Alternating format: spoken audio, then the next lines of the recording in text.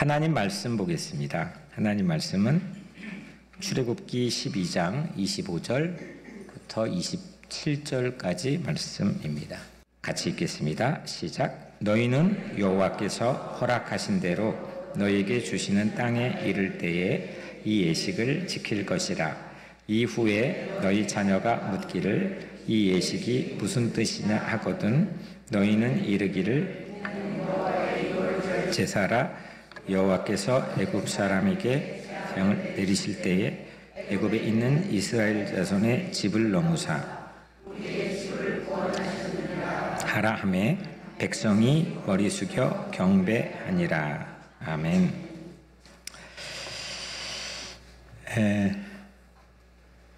설교가 하고 싶었습니다.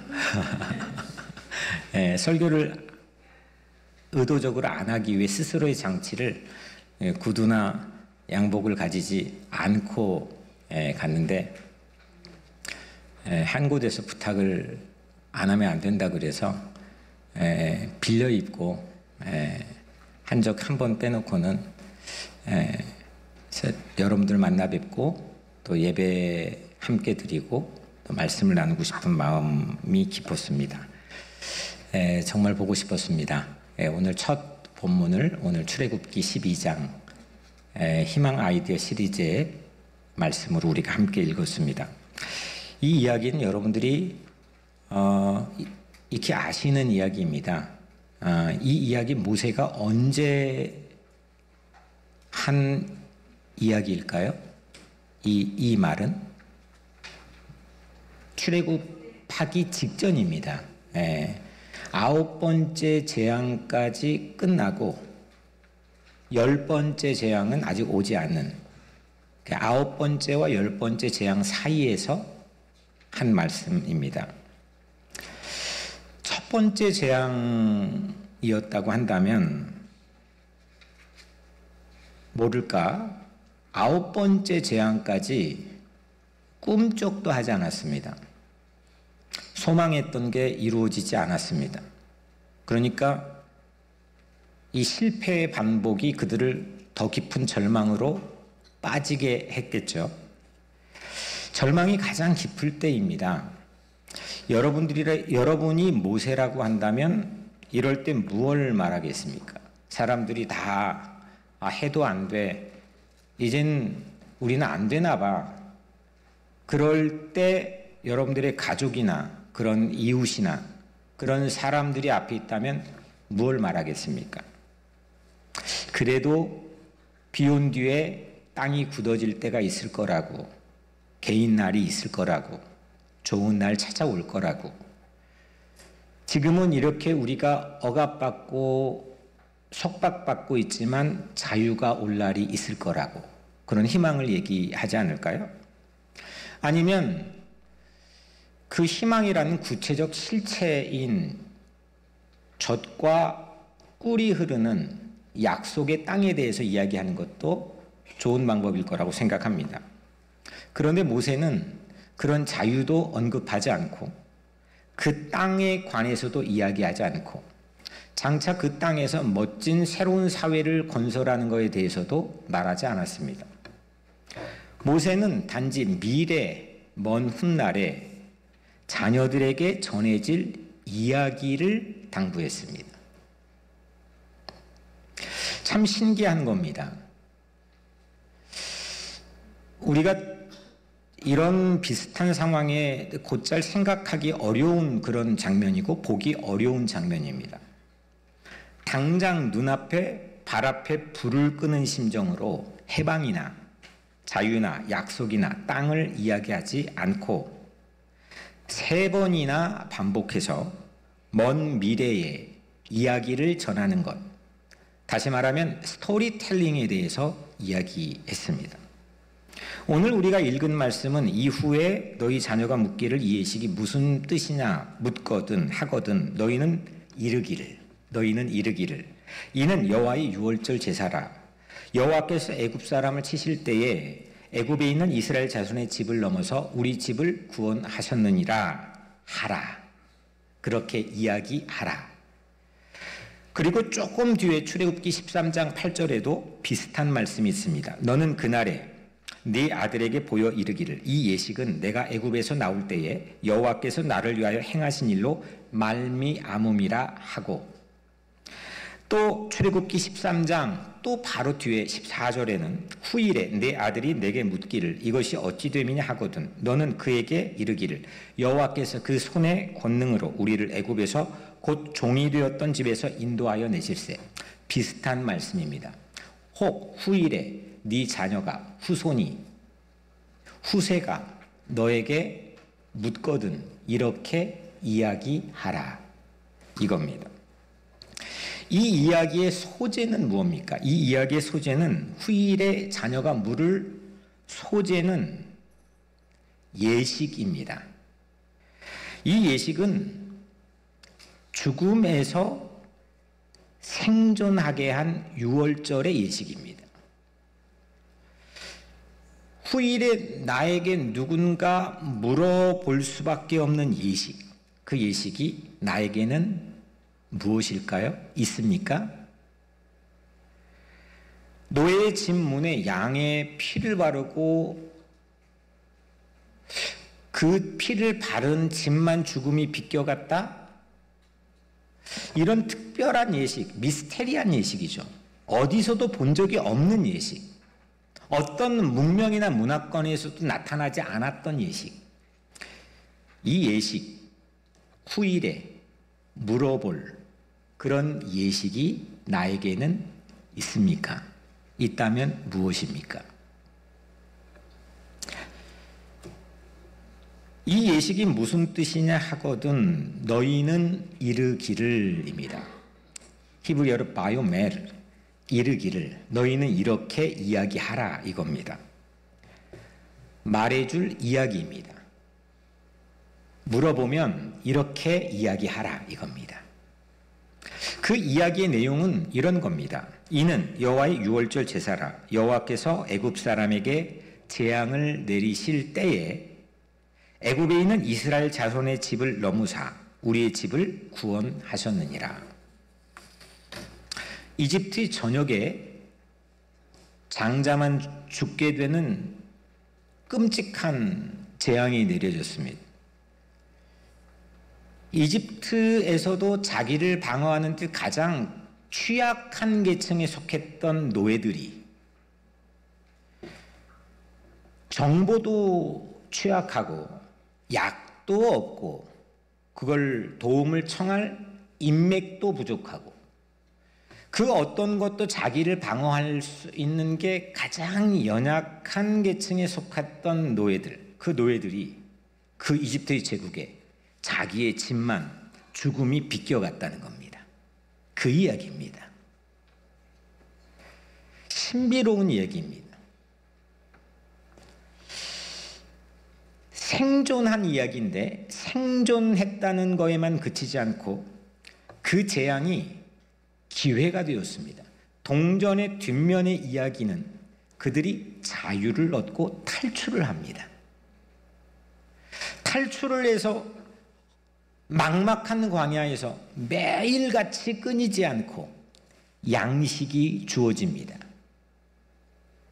물이 주어집니다. 이 이야기입니다. 40여 년이 지난 다음에 그 고대하던 약속의 땅에 들어갔는데 그 땅에서 새로운 사회가 건설이 됩니다. 그 이야기입니다.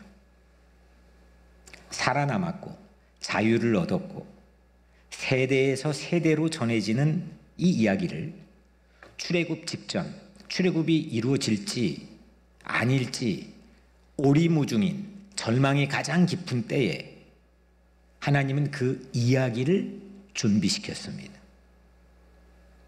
이야기를 전하는 것, 스토리텔링을 출애굽도 하기 전에 그 무엇보다 가장 먼저, 가장 중요하게 모든 백성들에게 준비시켰습니다. 마치 무기처럼. 제 마음속에 질문이 이겁니다. 왜 하나님은 자유나 땅이나 어떤 전술에 관해서 이야기하지 않고 그것보다 이 이야기를, 스토리를 가장 중요하게 생각하셨을까?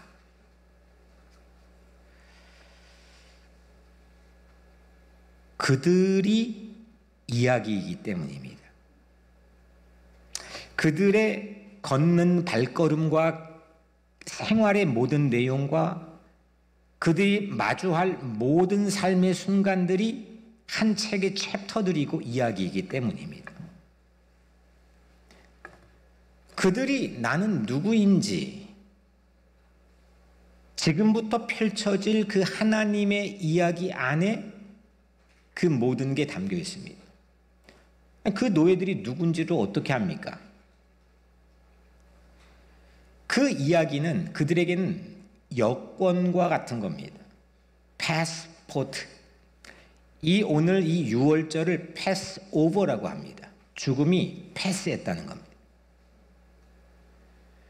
그들이 누구인지를 누구도 모릅니다. 자신들도 오리무중입니다. 뿌리가 없습니다.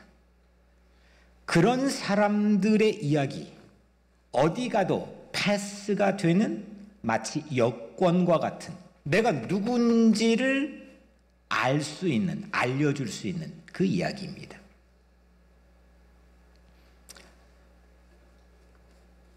정체성, 아이덴티티라고 하죠. 우리는 특히나 한국에 살지 않고 이 미국의 이민자로 살기 때문에 상당히 중요한 화두입니다. 내가 누구인지를 나도 잘 모르고 남도 나를 잘 몰라볼 때는 우리에게는 막대한 손해나 피해가 올 수도 있습니다. 그리고 잊혀진 존재처럼 살아갈 가능성도 많습니다. 그 정체성은 곧 이야기 안에 있습니다.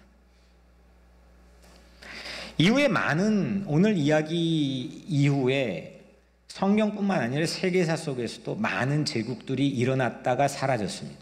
먼저 첫 번째 이집트 제국 뒤에는 아시리아 제국이 세계를 제패했습니다. 사라졌습니다. 그리고 바벨론 제국이 융성했습니다. 사라졌습니다. 페르시아 제국, 그리스 제국, 로마 제국, 그리고 최근 근자까지는 오스만 투르크 제국, 대영 제국, 수 없는 제국들이 올라갔다 사라졌습니다. 400년 이상을 존속한 제국이 세계사 속엔 존재하지 않습니다. 그런데 이 이야기를 품고 있는 사람들은 심지어는 영토가 없어도, 심지어는 사람들이 쫓아내려고 해도 그들은 끈질기게 버텼습니다. 정체성의 힘이고 그 정체성은 이야기 안에 담겨 있는 겁니다.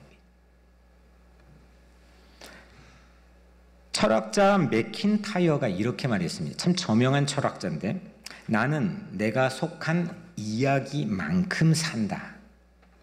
내가 속해 있는 이야기만큼 산다는 겁니다. 나는 어떤 이야기에 속해 있는지를 발견하면서 내가 누구인지를 알게 되는 만큼 산다는 겁니다. 식당에서 샐러드를 먹는 세 사람이 있다고 칩시다. 똑같은 메뉴를, 샐러드를 똑같이 주문해서 먹습니다.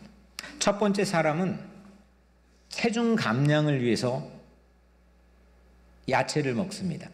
샐러드를 먹습니다. 다이어트를 위해서. 두 번째 사람은 채식주의자여서 샐러드를 먹습니다. 세 번째 사람은 종교적인 식습관 때문에 육식을 먹지 않고 샐러드를 먹습니다. 똑같이 겉보기에는 비슷합니다. 샐러드를 먹습니다. 그런데 그들이 속해 있는 이야기는 전혀 다릅니다. 그 이야기는 나를 대변하는 겁니다. 내가 누구인지, 나는 어떤 문화권에 속해 있는지, 그 이야기에 속해 있는 만큼 우리는 살게 되어 있습니다. 여러분도 내가 누구인지 나타낼 수 있는 여러분만의 이야기가 있다고 생각합니다. 이렇게 출애굽하기 직전 하나님께서 모세를 통해 준비시키는 가장 중요한 전술, 전략, 비전, 스토리텔링. 이 전해진 이야기는 그들이 누구인지 3,000년이 넘게 잊혀지지 않고 있습니다. 그리고 그들의 문화, 그들의 모든 것들을 지키게 했습니다. 이야기의 힘입니다. 어릴 때 저는 할머니 품에서 곧잘 잠을 들었습니다. 할머니는 끊임없이 저에게 이야기를 해줬습니다. 성경의 이야기부터. 근데 사실은 지나고 생각해 보면 다 똑같은 얘기인데 매일 다른 이야기처럼 들려줬습니다. 자신의 이야기였습니다. 저는 그 할머니를 정확히 기억합니다. 이야기의 힘입니다. 오늘 본문은 스토리텔링을 아예 제도화시킨 인류의 첫 번째 시도입니다. 그 어떤 문화권에서도 시도하지 않는 스토리텔링을, 이야기를 전하는 걸 아예 제도화시킨 겁니다. 이것이 그들을 지켰습니다. 33세기가 지났습니다. 대략 3, 40년으로 한 세대를 계산해 보니까 100세대가 지났습니다. 그럼에도 불구하고 그들은 이야기 힘으로 그 어떤 것도 잊혀지지 않았습니다. 우리는 잊혀지지 않기 위해 끊임없이 노력합니다. 예뻐지려고, 공부하고, 일하고, 돈 벌고 수없는 노력을 합니다. 심지어 세상의 모든 사람들이 집착합니다.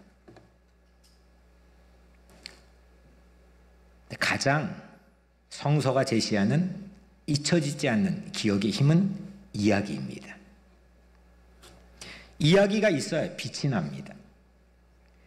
이야기를 잃어버리면 힘을 잃습니다. 이야기가 상실되거나 이야기가 없으면 주눅이 듭니다. 이야기가 약하다고 생각하면 힘을 못 씁니다. 하지만 아무것도 아닌 게 보여도, 시시하게 보여도 이야기가 풍성하면, 이야기가 빵빵하면 자신감이 있습니다. 용기가 있습니다. 이야기가 곧 나이고 내가 곧, 내 자체가 곧 이야기인 겁니다. 지난주 비 오는 날 우리 교회 한 장로님이 계속해서 전도하기를 원했던 가정이 식당을 경영하시는데 저랑 함께 가기를 원하셔서 처음 뵙는 부부를 찾아뵀습니다. 그분은 10년 전에 뉴저지에서 야채 가게를 경영했습니다. 2015년 어느 날이었답니다. 건물 주인이 빛에 시달렸는지 야밤 도주를 해버렸습니다. 거기에 들어있는 모든 소상공인들은 날벼락을 맞는 거죠. 하루아침에 문을 닫아야 됐습니다. 특히나 애가 넷인 이 집은 정말 큰 날벼락을 맞았습니다. 그분들의 그 표현대로 하자면 거지가 되었답니다. 아무것도 없어져 버렸다. 아무것도 없어서 저도 처음 알았지만 뉴저지에는 공원에 가면 뭐 동물원들이 있다네요. 그래서 3개월 동안 동물원만 갔대요. 마침 처음 교회를 가게 되었던 초신자였던 아내가 교회 권사님에게 너무너무 암담해서 이렇게 물었답니다. 이럴 때 뭘 기도해야 됩니까? 이럴 때 어떻게 기도해야 됩니까? 권사님이 이렇게 대답했답니다. 너 지금 이사해야 된다는데 돈이 없다며? 그러면 돈 달라고 기도해 라고 이렇게 말해줬답니다. 순수했던 이 초신자인 아내는 새벽마다 무릎을 꿇고 돈 달라고 기도했답니다. 2주째가 되는 어느 날 갑자기 돈이 날라왔습니다. 남편이 오래전 교통사고를 당했었는데 그건 사고를 당했다는 사실조차도 잊어버리고 살았던 때인데 생각도 못한 보상금 2만 불이 갑자기 날아왔습니다.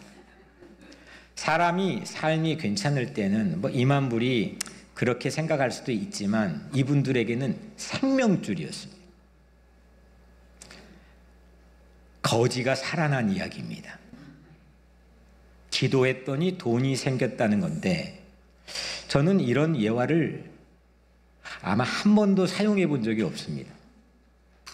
기도했더니 돈이 생겼다는 이야기를 하기 위함이라기보다는 그 이야기를 들려주던 그 아내의 얼굴 때문입니다. 이야기를 하는데 신이 났습니다.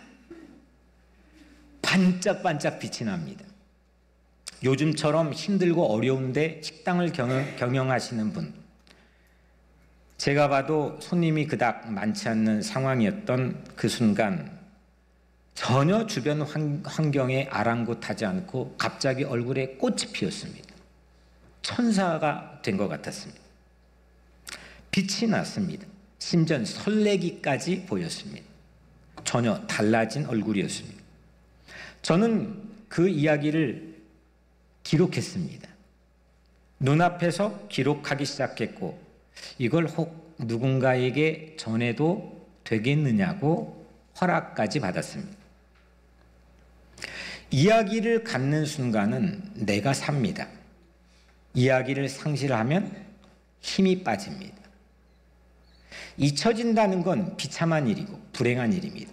우리는 소유나 나이나 이런 여러 가지 외형적인 모습으로 잊혀진다고만 생각합니다. 하지만 그렇지 않습니다.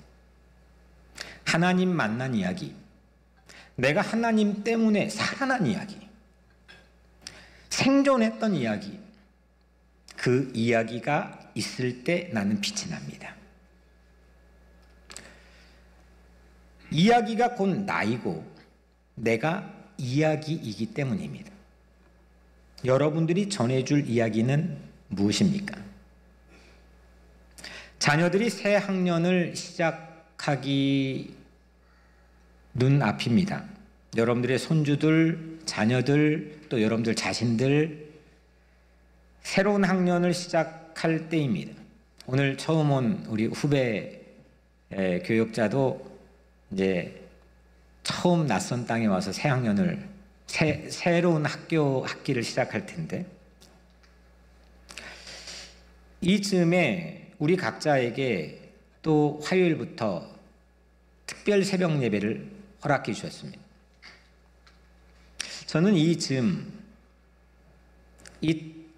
기간 동안 내가 누구인지의 역할을 할 수 있는 나의 이야기가 담긴 여권, 그 이야기를 여러분들이 담는 주간이 되기를 축복합니다. 그리고 그 이야기를 들려주고 제시할 수 있는 한 주간이 되기를 축복합니다. 성경이 들려주는 나의 이야기는 대략 이렇습니다. 3가지 정도입니다. 죽음과 죄의 노예에서 얼겨매게 풀어나지가 않는 오늘 이 본문의 주역들처럼 그렇게 묶여있는 노예에서 자유를 가진 생존자가 되는 이야기입니다. 살아난 이야기입니다.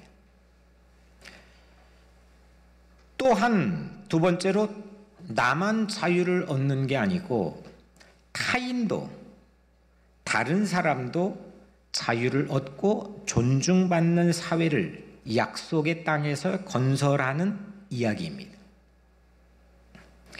마지막 3번째는 이런 자유가, 이런 놀라운 공동체가, 가정이, 교회가, 내 조국이 그 어떤 것도 결국 하나님의 선물이라는 것을 알고 사는 이야기입니다.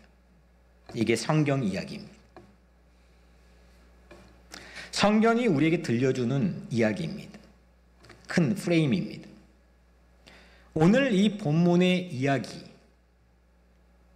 27절에 나와 있는 아주 짧은 이야기, 이 한 절에 담겨있는 이 이야기만큼 가장 오랫동안 지속되고 가장 많은 사람들에게 영향을 미치고 가장 끈덕지게 사람들에게 새로운 에너지를 뿜어냈던 이야기는 지구상 존재하지 않습니다. 33세기 동안 100세대에 걸쳐서 가장 강력하게 기억되어 전해지고 있는 이야기입니다. 이야기의 힘입니다.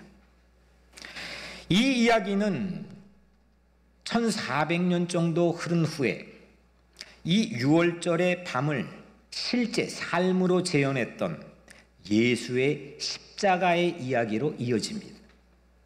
그리고 우리까지 100세대 동안 가장 강한 이야기로 이어져 오고 있습니다. 역사상 가장 지속적으로 많은 사람들에게 영향을 미친 거대 서사, 이거를 세상에 몇 안 되는 게 거대 서사입니다. 세상을 움직였던 이야기, 이걸 영어로는 마스터 내러티브라고 부릅니다. 거대 서사. 가장 역사에서 지속적으로 강하게 영향을 발휘했던 거대 서사, 두 가지 이야기, 출애굽 이야기와 예수 이야기. 이 이야기는 공통적으로 모두 죽음에서 살아난 이야기입니다. 이 복음의 이야기는 비행기도 타지 않고 대륙을 넘었습니다. 바다를 건너 대양을 가로질렀습니다. 공간의 한계를 뛰어넘는 이야기입니다. 이 이야기는 어떤 시대에도 세월을 거슬러 왔다 갔다 세대들을 두루 묶었습니다.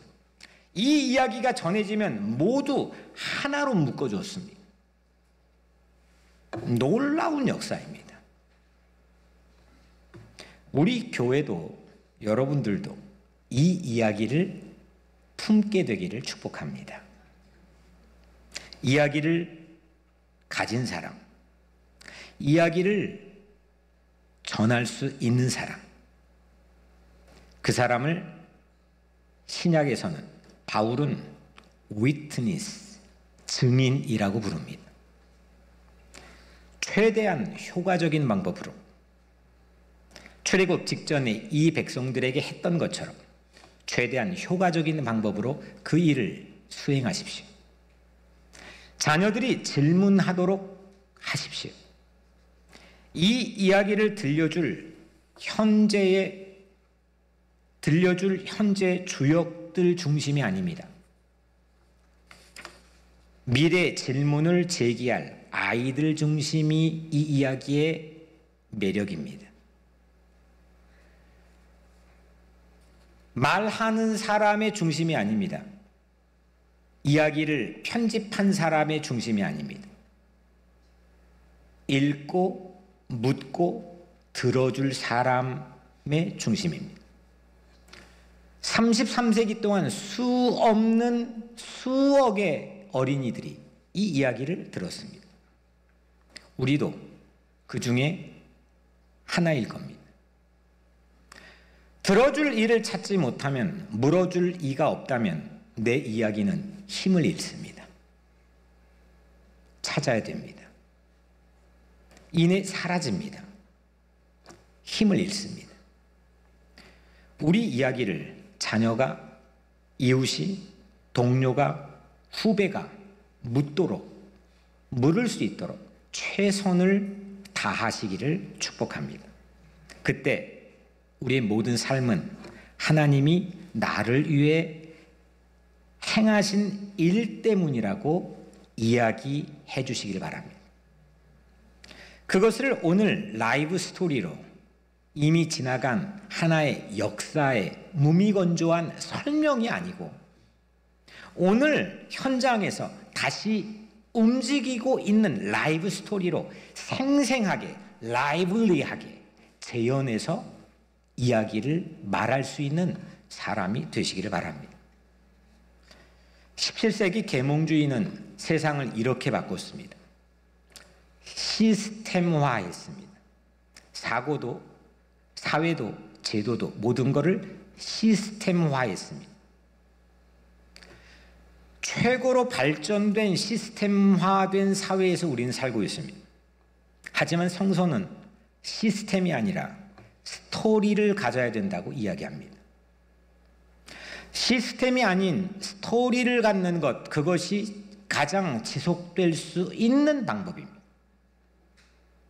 돈이나 집을 준다고 자녀들이 부모를 기억하지 않습니다. 좋은 학교에 입학했다고 그 자녀가 절대 기억하지 않습니다.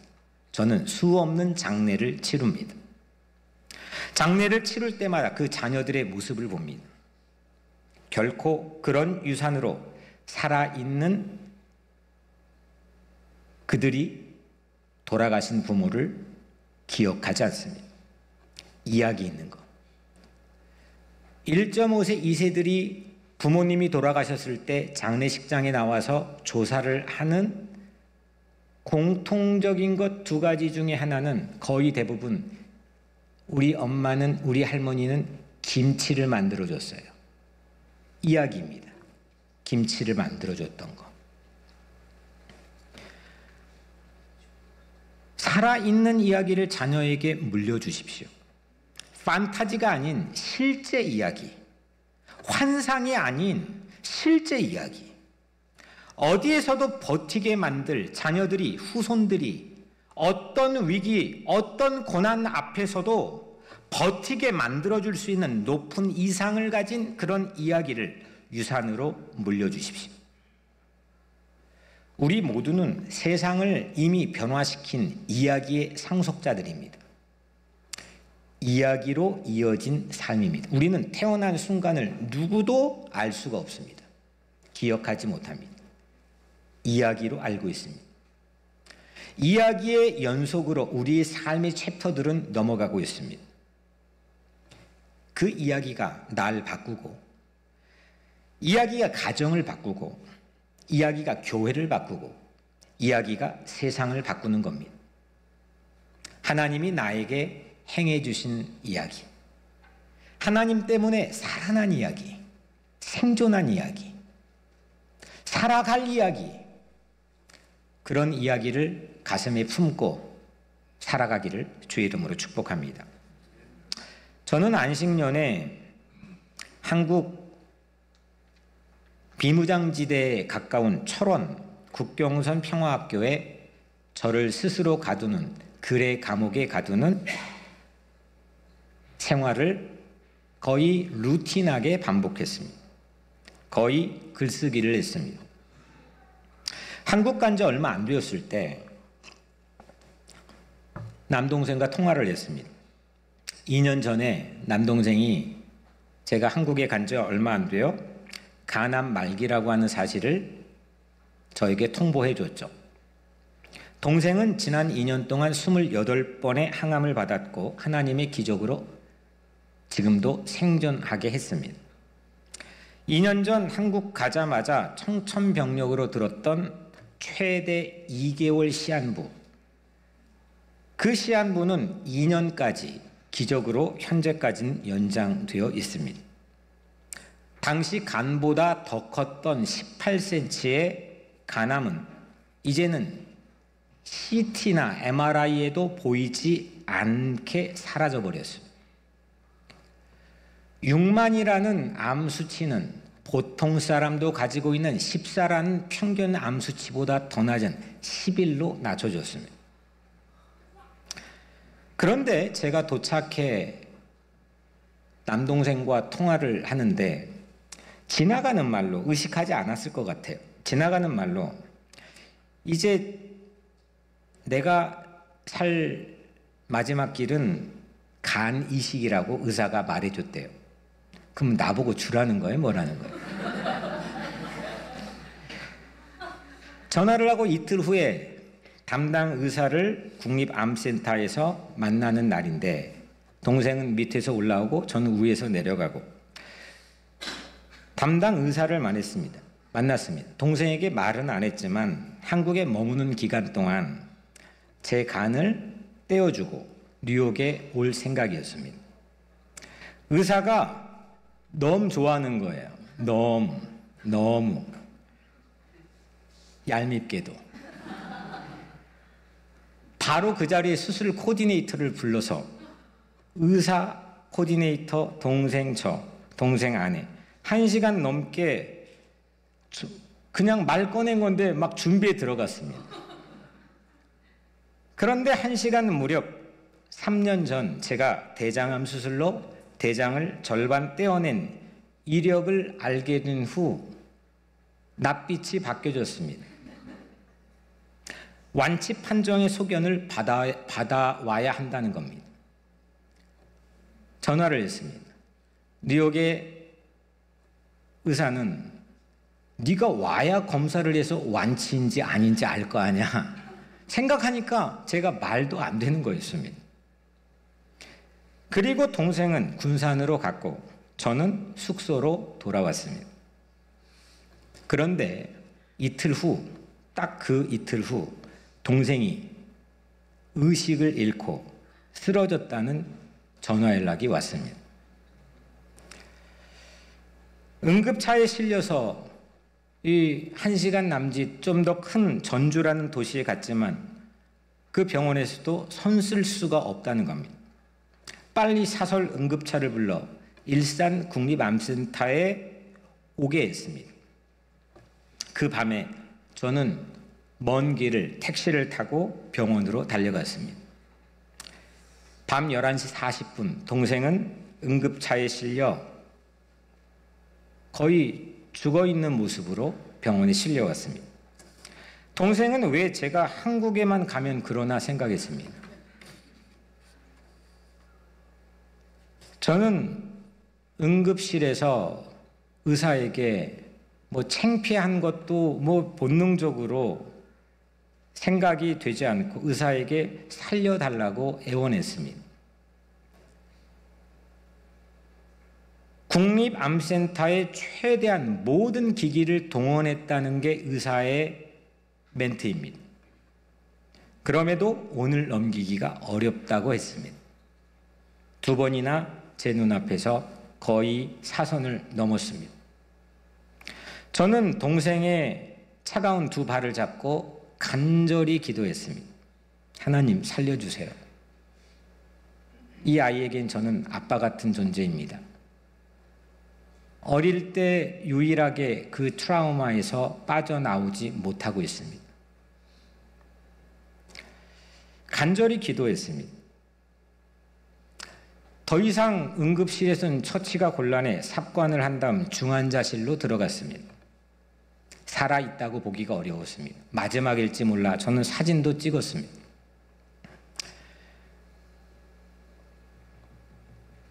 중환자실에 들어갈 수 없었기 때문에 저는 다시 돌아왔습니다. 그리고 병원에 전화했습니다. 혹시 깨어나느냐고. 말도 되지 않는 일처럼 저에게 그 담당 의사가 얘기했습니다. 지금은 깨어날 수 있는 상황이 아닙니다. 혹 깨어나더라도 수면제를 삽관을 했기 때문에 다량 투여를 해놨기 때문에 이틀 후까지는 불가능합니다. 그런데 그날 오후에 전화가 왔습니다. 병원에서. 동생이 깨어났다고. 그리고 형을 찾는다고. 지난 2년 동안 동생은 제게 전화를 먼저 한 적이 딱 1번입니다. 저를 찾아본 적이 없습니다.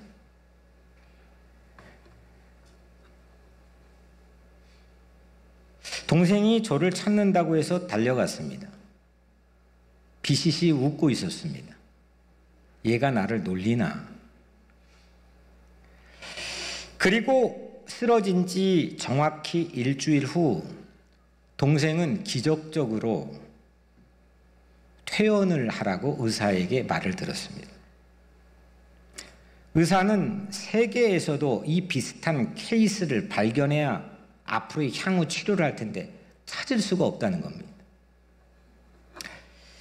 사람은 또 죽겠죠. 누구나가. 동생도 언젠가는 어느 시기에 알지 모르지만 죽겠죠. 저는 여하튼 다시 깨어나 살아난 동생을 차를 빌려다가 단둘이 차를 타고 일산에서 군산 집까지 데려다 주었습니다. 사실 어머니에게도 말씀을 여기에 계셔서 걱정할까 봐 말하라고 이틀 후에 지난 금요일 날 말씀을 드렸습니다. 죽었다 살아난 유월절 이야기입니다. 우리 모두는 이 자리에 있다는 것 자체가 각자 죽음을 넘어 생존한 이야기를 품고 있다는 증거를 가지고 있는 겁니다. 죽음을 넘어가는 이야기, 영원히 살아난 이야기. 도저히 난 더 버틸 힘이 없는데 넘어온 이야기.